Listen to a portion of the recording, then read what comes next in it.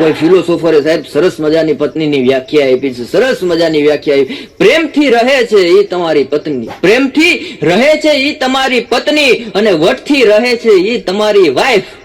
પ્રેમથી રહે છે એ તમારી પત્ની અને વટથી રહે છે એ તમારી વાઈફ. અને રોજ સવારથી બબાલ કરે, રોજ સવારથી માથાકૂટ કરે, બબાલ કરે, એ તમારી બાયડી. એક પત્ની એના પતિને હવારના કહેતી હતી કે જો કે આજે મેં કે છાપામાં વાંચ્યું, એક દી યુટ્યુબમાં મેં જોયું હતું કે સ્વર્ગમાં છે ને પતિઓ નથી હોતા, સ્વર્ગમાં પતિ પત્નીઓ નથી હોતા, અલગ અલગ હોય. ત્યારે એના પતિએ કીધું ગાંડી એટલે તો એને સ્વર્ગ કહેવાય. પણ અત્યારે સાહેબ કેટલાક લોકો ધન પાછળ દોડે, કેટલાક ધર્મ પાછળ દોડે, કેટલાક જાતિ પાછળ દોડે. ફક્ત પતિ પત્ની એવા છે કોઈ પણ કારણ વગર એકબીજાની હામ હામે દોડે. કાંઈક કયો એટલે તરત માથાકૂટ ચાલુ થાય, કાંઈક કયો એટલે તરત માથાકૂટ ચાલુ થાય. એ પતિ એની પત્નીને ખીજાણો, ઓય કે આ તને ખબર પડે આપણે 4 વાગ્યા નાટકમાં જવાનું, આ 3:30 થયા, તું હજી તૈયાર નથી થઈ.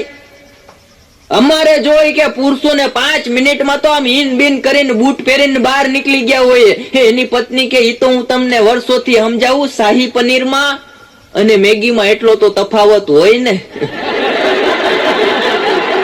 એક પતિ એની પત્નીને કહેતો હતો કે જોઈ કે બકા 20 લાખનો મેં વીમો કરાવ્યો. એની પત્ની કે એનાથી શું થાય?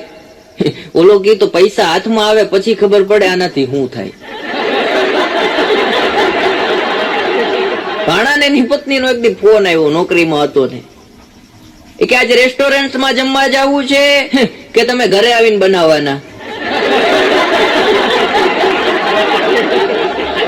એની પત્ની એક દી ભાણાને કહેતી હતી કે જો કે તમને છેલ્લી વાર કહી દઉં છું, છેલ્લી વાર કહી દઉં છું, આજે કે સફેદ કલરનું પેન્ટ અને પીળા કલરનો શર્ટ પહેરીને ક્યાંય નીકળતા નહીં. ઓલો કે અરે ઈ મને ગમે છે. અરે કે ગમવાની ક્યાં કરે તું? અરે ઈ કે ગાંડી કેવો સરસ મજાનો પીળો શર્ટ લાગે, સફેદ પેન્ટ લાગે. અરે કે પીળો શર્ટ અને સફેદ પેન્ટ પહેરીને નીકળતા નહીં. જ્યારે તમે બહાર નીકળો એટલે મારી બેનપણી હોય એમ કે જો તારા દાળ ભાત જાય, જો તારા દાળ ભાત જાય, જો તારા દાળ ભાત.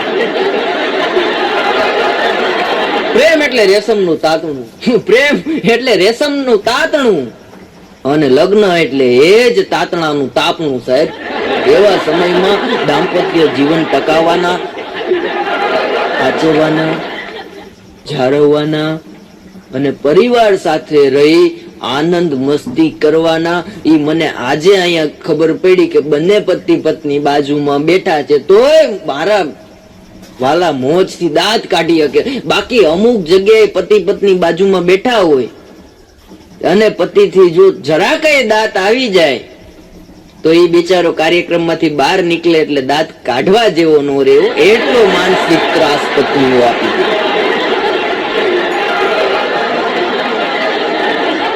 એક જણો હમણાં હેલ્મેટ લેવા ગયો એટલે દુકાનદારે કીધું ગાડી કઈ છે? ઓલો કે ગાડી નથી લાડી છે, ભૂકા કાઢી નાખે એવી છે. એક બેન એના સાસુને કહેતા હતા અરે કે મમ્મી કે મારા બાપાએ ગધેડાની ડોકે હીરો બાંધી દીધો, કે મારા માટે તો મમ્મી દૂર દૂરથી માગા આવતા હતા. તમે હું વાત કરો કે પણ મારા બાપાને બુદ્ધિ હુઈ છે નહીં, આ ગધેડાની ડોકે હીરો બાંધી દીધો. કેટલાય દૂર દૂરથી કે માગા આવતા હતા. ત્યારે સાસુમાએ કીધું કે વહુ બેટા તમારા પરિવારને અહીંયા તો બધા ઓળખતા જ હોય. ભાણો ને એના ઘરવાળા હમણાં એના સાસરે ગયા એટલે સસરાને હવે રિવાજ છે આપણે કે હજી પરંપરાગત હાલે વડીલોને પગે લાગવા. ભાણો એના સસરાને પગે લાગ્યો એટલે એના સસરાએ આશીર્વાદ આપ્યા, સુખી થાવ. ઓલો કે ક્યાં લઈ જાવ છો? ભાણો બિચારો હૃદયનો દિલનો હાવ સાપ માણસ. એક દી મને કહેતો હતો, મને કે મંથન લગ્ન કરીને દુખી થઈ ગયો. મેં દુખા મને કે જો લગ્ન પછી મારી પત્ની મને પ્રેમ કરતી નથી અને બીજી છોકરીઓને મને કરવા દેતી નથી. એક ભાઈ મને કહેતા, મને કે કલાકાર છું, સાહિત્યકાર છું, તો એક વાત જણાવો, પત્ની અને મામા તફાવત કેટલો? અરે મેં કીધું ઘણો બધો તફાવત. મને કે એમ નહીં, ટૂંકમાં કયો મેં કીધું માઈ માં છે, મોઢે બોલું માં મને હાચે નાનપણ સાંભળે પછી મોઢે તણી મજા મને કડવી લાગે કાગડા. મને કે નહીં તમારી ભાષામાં હાસ્યની ભાષામાં કયો. એટલે ત્યારે મેં એને કીધું જો ભાઈ માં છે ને એ માથામાં હાથ ફેરવે ને એટલે માથામાં વાર ઉગે, અને પત્ની જો હાથ ફેરવે ને તો નોન એગ્રીકલ્ચર ટાઈલ પાડી. ભાઈ એના પત્ની ને કહેતા હતા આવતા ઈ કે મારો પગાર આવે ને એટલે આવતા મહિને વોશિંગ મશીન લઈ લેવું જોઈએ કે આપણે ઘર કામ માટે. એની પત્ની કે ના ના ઈ કે આ મોંઘવારીમાં એવા ખર્ચા ન કરે, ભગવાનને પ્રાર્થના કરું તમને નરવા રાખે. બોલો ત્યારે ખબર પડી ગોઠણિયા ભરા હવારમાં પૂરમાં થતા. અને કોરોનામાં જ સાહેબ જેટલા બહેનો બેઠા એ કોરોનામાં જ બધાને પોતાનો પત્ની મળ્યો.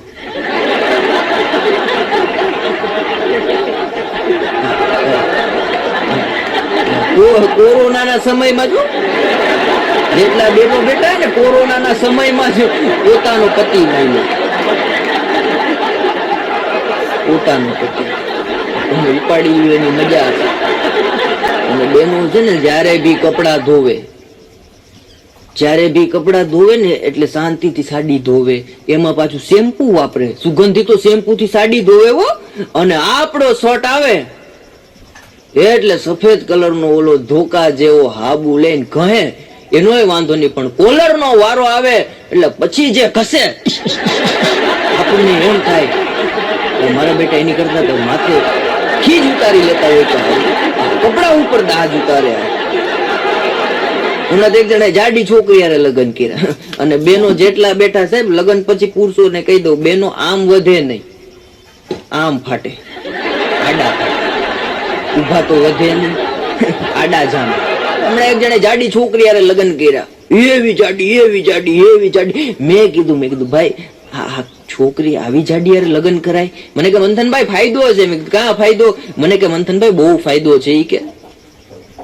પણ મેં કીધું આ શોભે નહીં આપણા ઘરમાં, તારા ઘરમાં આ એવી જાડી છોકરી? મને કે મંથનભાઈ ફાયદો છે, કદાચ કે જો મારા કુટુંબમાં એ કે મારો સ્વભાવ એવો છે ગમે એને હું મારી લઉં, એટલે એ કે આપણે કદાચ જોઈએ કે ક્યાંય બોલવામાં મિસ્ટેક થઈ ગઈ હોય, આપણાથી ક્યાંય ભૂલ થઈ ગઈ હોય ને એને ખીચ ચડે, કારણ કે જાડુ માણા હોય ને એને મગજ ન હોય. મને કે અરે મેં કીધું એવું થોડું હોય. મને કે બીજા કોઈ કહેતા નથી, હું તમને કહી દઉં, પણ જો કદાચ એને ખીચ ચડી હોય ને આપણને મારવા દોડે, પણ આપણે કે પકડાઈએ ને, પકડાવા ન જોઈએ. તમે બધા પકડાઈ જવા, તમારું દુબળું શરીર છે ને એટલે જ કે હાઠી જો હોય કે અમને ખબર હોય તમને ઘેરા ઘા લાગે.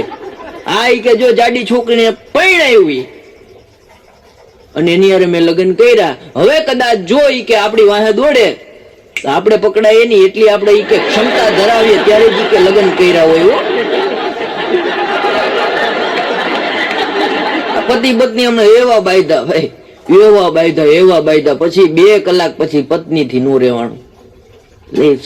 પતિ પાસે ગઈ કે હવે કામ કરો, બહુ બાયધા આપણે હવે સમાધાન કરી નાખીએ. એનો પતિ કે હા કે સમાધાન કરી નાખીએ. બોલ મારે કે હું કરવાનું? એ કે તમારે કઈ નહીં કરવાનું, તમે મારી માફી માંગી લ્યો, હું માફ કરું.